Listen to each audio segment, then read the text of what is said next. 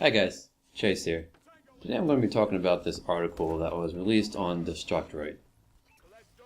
It's basically, well, Destructoid is just this video game blog website. They do reviews for pretty much all games that come out. Pretty basic stuff.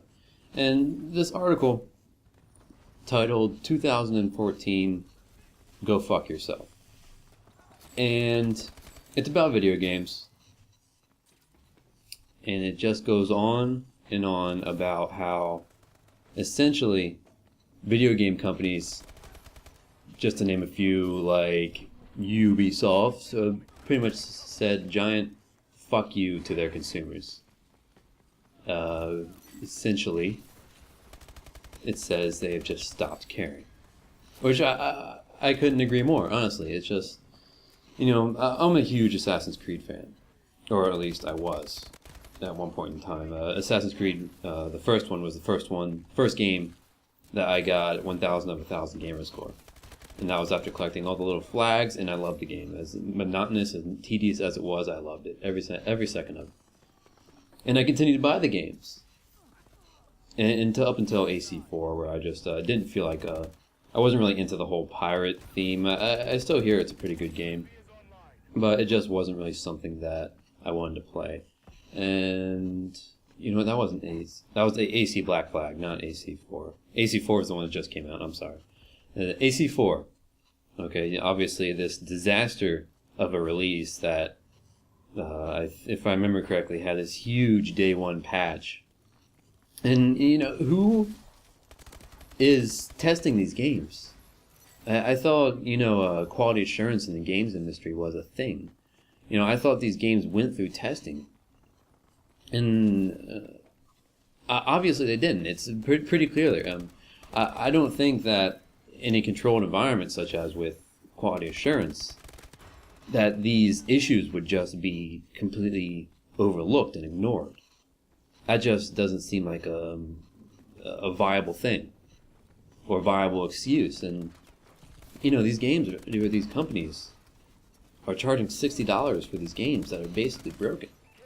And it's just the same thing coming out of all these video game journalists, like whatnot, and like the Inside Gaming guys, Total Biscuit, and it's just the same thing. They all have just this general consensus that it's bullshit. What else? The Halo Master Chief Collection. I understand they had a lot of issues with their servers.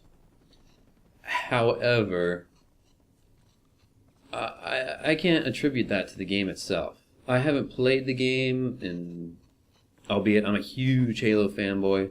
I played Halo Combat Evolved, I think the few months after it came out when I was only 11 years old or so. And I've been a Halo fanboy ever since, so maybe that's just... maybe I'm just a little bit biased here. But I don't think the issues with Halo Master Chief Collection, I'm not sure if they're still going on or not, to be honest. I'm not sure if those issues can be attributed with the game itself, but rather just server issues. Because I haven't heard anything as far as a single player. Everyone seems to be fine with a single player, and if you remember correctly, when Halo first came out, when Halo CE first came out back in 2001, or was it 2002? I'm a Halo fanboy, I don't even remember. How sad is that? It didn't have multiplayer support. If you bought Halo purely for the multiplayer, I mean, I guess that's something you can do and all. But that's not the entire game. You have this huge, vast, selection of single-player campaigns that you could just have hours and hours of fun with. But, I'm biased, so what do I know, right? And again, I believe all issues attributed with the multiplayer fall on the server side. And they obviously didn't have their servers up to par. And if you're watching that gameplay, that asshole with the detachable turret can suck a big one. But anyway, I guess that's really all I have to say.